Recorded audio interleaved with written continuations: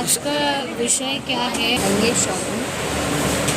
Sir हम यहाँ पर पत्रकार परिषद में आए थे बिकॉज वैक्सीन से जो डेथ्स हो रही है, जो हमारे सरकार को मई 2021 से ही मालूम है और हम सबको नहीं बताया गया है और सेफ़ एंड इफेक्टिव बताया गया है, 110% सेफ़ एंड इफेक्टिव बताया गया है और काफ़ी लोग बच्चे सब मर रहे हैं इससे। और हमने सरकार को बहुत बार इसका लेटर्स लिखा है जिसका जवाब नहीं आया है और कोर्ट्स में भी हमने जीता, सुप्रीम कोर्ट और बॉम्बे हाई कोर्ट दोनों जगह हम जीते, जहाँ पर कोर्ट ने भी बोल दिया है कि वैक्सीनेटेड पीपल को भी वो इन्फेक्ट हो रहा है, इन्फेक्शन पास ऑन कर रहा है, मर रहा है। वैक्सीनेटेड और अनवैक्सीनेटेड में कोई फ़र्क नहीं है। तो हम ये बोलना चाहते हैं कि जहाँ कोविड से उतने लोग नहीं मरे, वहाँ पर आज वैक्सीन से ज़्यादा लोग मर रहे हैं। वैक्सीन कितना खतरनाक है उसके बारे में थोड़ा बताएं लोगों जी, अभी तो वैक्सीन बहुत ही ख़तरनाक है। एक तो TTS जो गवर्नमेंट ने खुद मान लिया था ये 2021 में ही कि TTS होता है।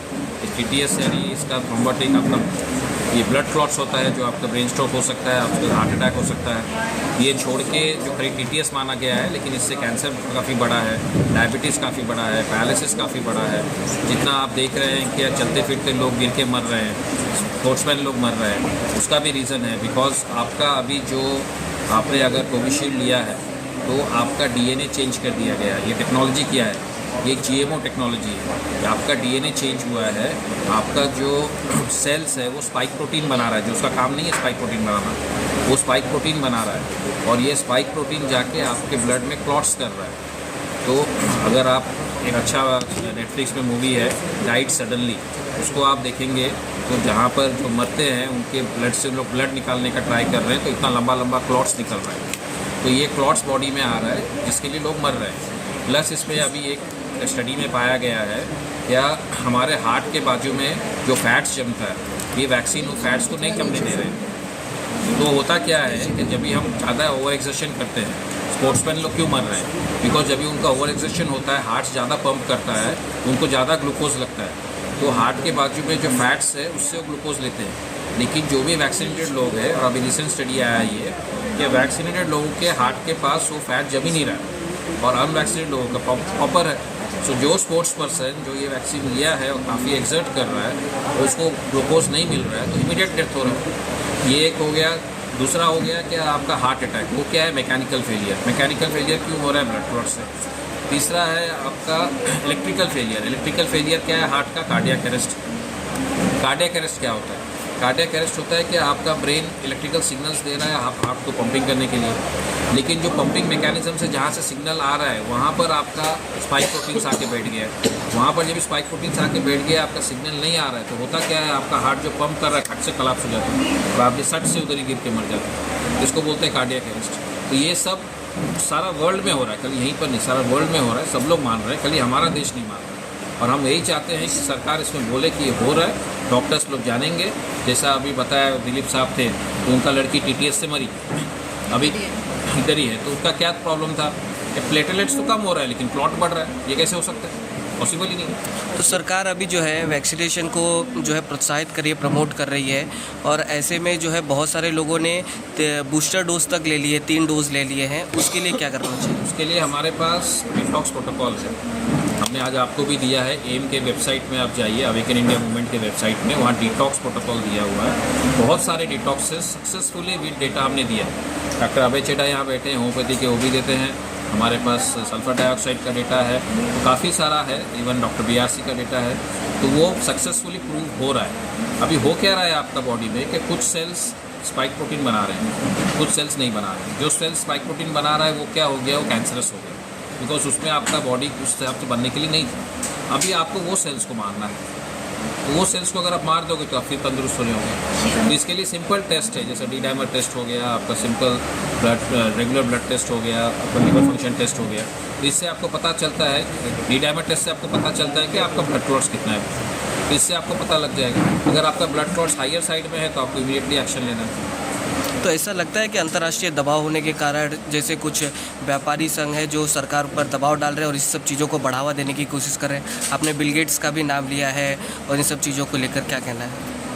देखिए, हमारा देश का आज बहुत ही खराब परिस्थिति है हेल्थ के ऊपर, because bill and Melinda Gates foundation, path, Gavi, इनके ऑर्गेनाइजेशन हमारे पूरे देश को चला रहे हैं। सब कुछ इन लोग बोल रहे हैं क्या करना नहीं करना है। मास्क, सोशल डिस्टेंसिंग, ये भी उन्होंने लेके आए थे।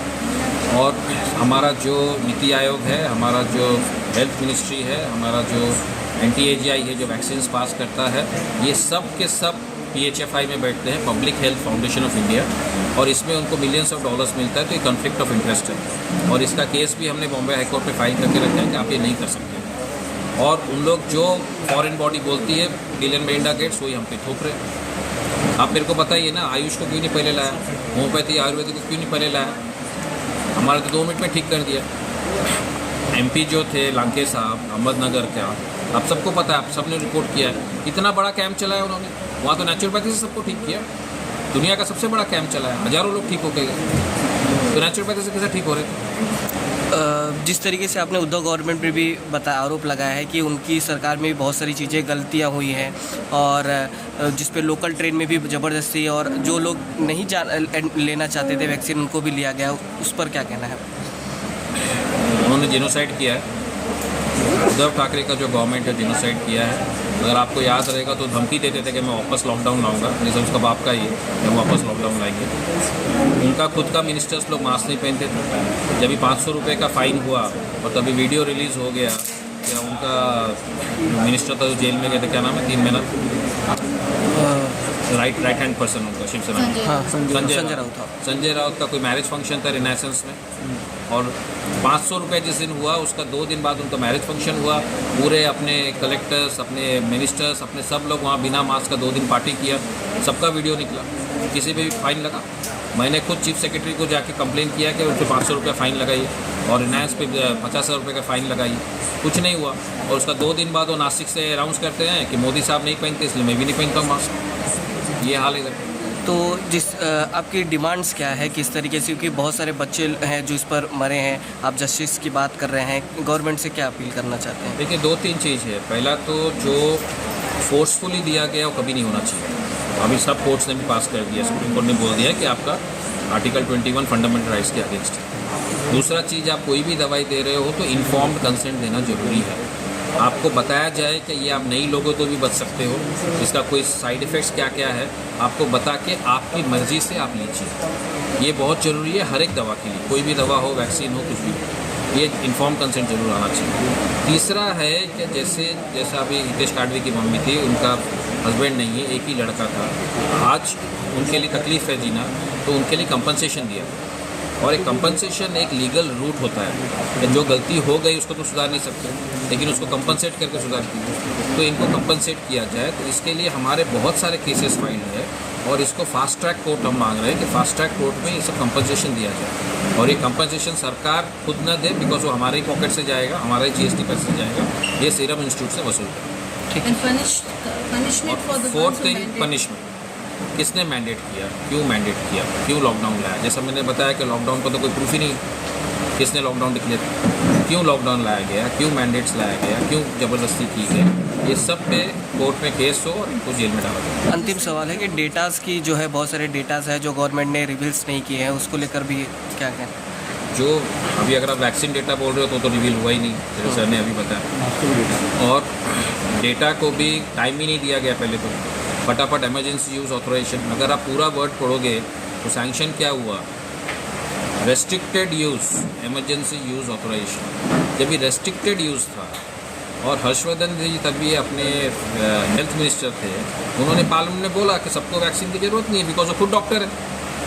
उन्होंने बोला कि खाली कोमॉर्बिड जो है, कोमॉर्बिड यानी जिसको ज़्यादा डायबिटीज़ है या कोई प्रॉब्लम है और अगर उसको तकलीफ है तो उसको हम दे सकते हैं, अदरवाइज सारा देश को देने का ज़रूरत नहीं है। उनको हटा दिया गया, सेम रहा, मानसुख मांडविया को लेके आ गया और सबको फिर वैक्सीन दिया गया। दूसरा चीज़ है कि पूरा यूरोप और अमेरिका में जिसको इन्फेक्शन हुआ था उसको वैक्सीन नहीं दी गई।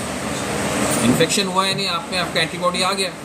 तो सेरो सर्वे रिपोर्ट बताता था जनवरी में क्या इंडिया में 60% लोगों को हो गया, कोविड आके गई, भले आपको समझे नहीं समझे, बीमार हो नहीं हुआ, आपका बॉडी ने क्रिएट कर दिया, उसकी एंटीबॉडी आ गया, क्योंकि 1 साल से कोविड थी।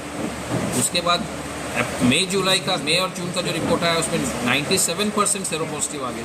तो जब ये सेरो पॉजिटिव हो गया, आपके बॉडी में एंटीबॉडी आ गई, तो आपको क्यों वैक्सीन दिया जा रहा है? और फर्स्ट है बच्चों का, बच्चों को तो कभी कोविड हुआ ही नहीं होने का चांसेस, तो बच्चों को क्यों वैक्सीन दिया गया?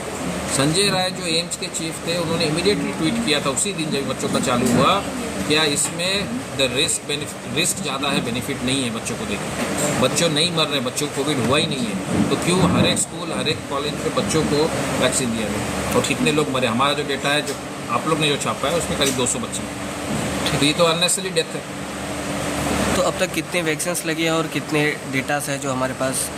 अभी हमने जो प्रेस का जो डेटा कलेक्ट किया है, उसमें करीब 20,000 एडल्ट डेथ है और बच्चों का करीब 200 डेथ्स।